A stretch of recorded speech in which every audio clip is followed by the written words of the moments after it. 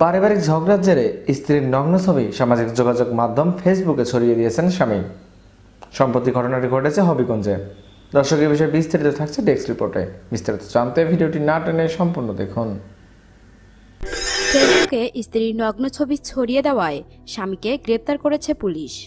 হবিগঞ্জে পারিবারিক কলহের জেরে স্ত্রীর নগ্ন ছবি সামাজিক যোগাযোগ মাধ্যম ফেসবুকে ছড়িয়ে দেওয়ার অভিযোগে ইসমাইল মিয়া নামে এক যুবককে গ্রেপ্তার করা হয়েছে।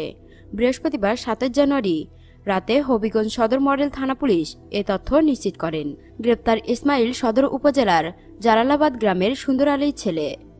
বুধবার ২৫ জানুয়ারি রাত ১২টায় ইসমাইলের স্ত্রী তার বিরুদ্ধে থানায় তথ্য প্রযুক্তি আইনে একটি মামলা দায়ের করেন।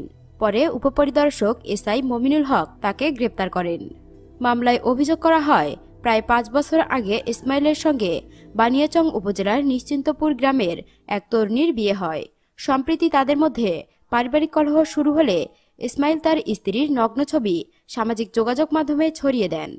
দর্শক, নিজের স্বামী হয়ে কিভাবে স্ত্রীর সম্মান নষ্ট করতে পারে? এ ধরনের স্বামীর কঠিনতম শাস্তি হওয়া উচিত। এখনকার মতো এখানেই শেষ। পরবর্তী আপডেট নিউজ পেতে আমাদের সঙ্গেই থাকুন। ধন্যবাদ।